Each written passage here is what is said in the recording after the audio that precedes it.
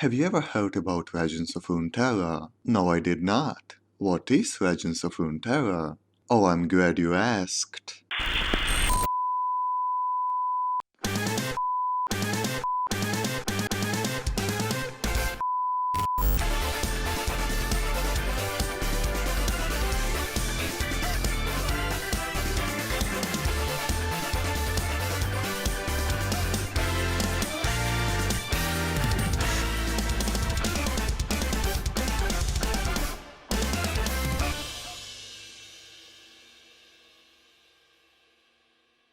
Legends of Runeterra is a free-to-play, online digital collectible card game developed by people who were into your childhood. Just like any other online card collectible game, the main goal of it is to pretend that you know what you're doing, until you either win or... This game is so fucking unbalanced. Come on, he just got lucky. Fucking RNG. It's not my fault, guys. Oh, he just has better cards. Fucking pay-to-win garbage. I swear Hearthstone was better than this.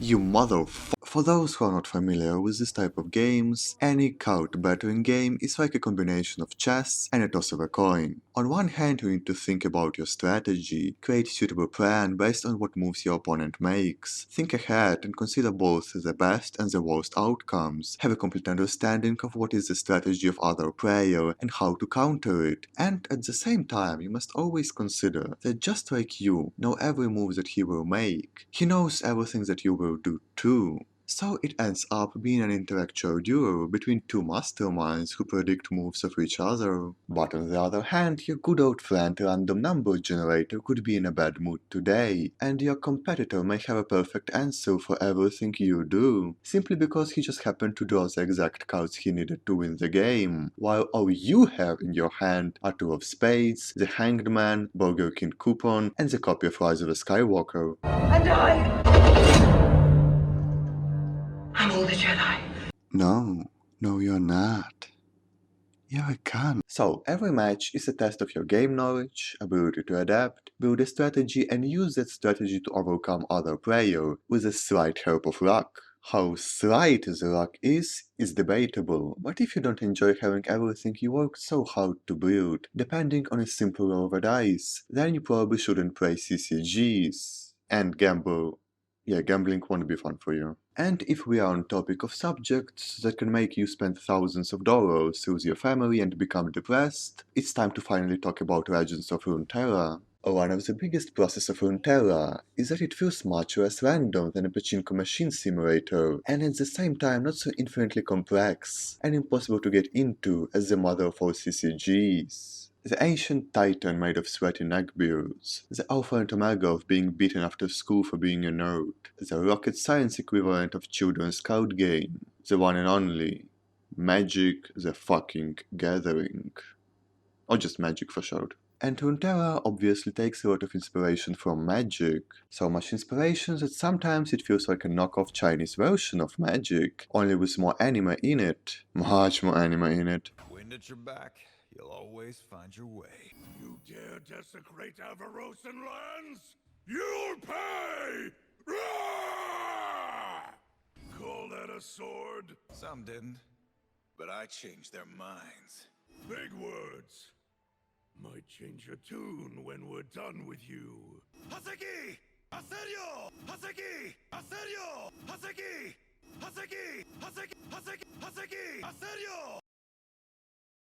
Obviously, you can make a spreadsheet listing every alike and unlike elements, to then make an hour-long video proving how Legends of Runeterra is very unique and 100% original concept. But listen, we don't have all day here. For example, I have a very important business meeting in 20 minutes at a local crack house. Besides, it's not like any underpaid Chinese contract worker will lose his sleep over me calling this game a magic clone. So just accept that it's similar, no big deal, it's just how life is, not the end of the world. We can live with that, can't we? We can, okay, moving on then. Every game is a one-on-one duel with other player and requires you to summon different creatures, each with their unique stats and abilities, to overcome your rival's defense, with the end goal of destroying his capital city, taking his women and children into slavery, selling them to the Middle Eastern oil princes, pillaging and burning everything that you can take with you, killing everyone who resists, and then going back home and calling yourself a war hero. You were never meant to come here. What happened here was out of my control. Was it? None of this would have happened if you'd just stopped. But on you marched. And for what? You're no savior. Your talents lie elsewhere. The truth is that you're here because you wanted to feel like something you're not. A hero. Even now, for all you've done, you can still go home. Lucky you.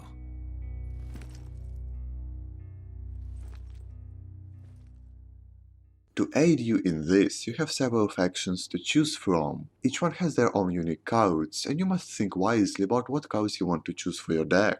Because understanding which cards work together and which do not is the most important and fun part of the game. Creating your own decks from the garbage cards you have at your disposal, seeing them fail horribly, making countless adjustments and finally seeing how your deck becomes somewhere good is weirdly cathartic. The fact that you are not limited to the cards of only one faction and can at any moment combine any two factions to use all of their cards in one deck only reinforces this emphasis on creativity and experimentation. But just like in real life, being unique does not mean being actually useful. So if for any reason you want to be actually good in this game that is clearly aimed at children, with always cartoony visuals, overabundance of fluffy cute animals, and store where you can spend real life money to make your parents' credit debt much worse, then just Google what are the best decks in game right now and use them. And if we already touched a little bit on the topic of horrible break on modern gaming, also known as microtransactions, then let us look how Legends of Runeterra handles this fun, sometimes necessary but always extremely profitable aspect. It surprisingly doesn't look that bad. Well, for now at least. Keep in mind that what we see here is just the beta, and all kinds of cute little abominations from the deepest holes of hell might show themselves on the official release.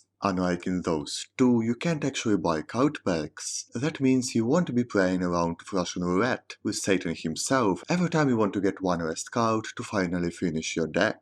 Instead, you buy wildcards. Price of those depends on their rarity, and you can transform each wildcard into any card of the same respected rarity. What is even better is that these wildcards are limited in the game's store. That means if you are a spoiled, middle-class American child with a drinking mother and a father who has an affair with your aunt, you can't use this game as an outlet for your anger and confusion by buying every card in the game and reliving a power fantasy of having an actual impact on society. No, this game requires actual time investment from its players. You earn experience from every match you play. The more experience you have, the more rewards you are given. I know that right now I sound like any typical free-to-play game advertisement, which promises you free gifts in exchange for your soul. But in Runeterra, these sweet free rewards that are usually just the first free sample from a local drug dealer that aims to hook you up on a crystal meth, and at some point will lead you to selling your house just to support your crippling addiction.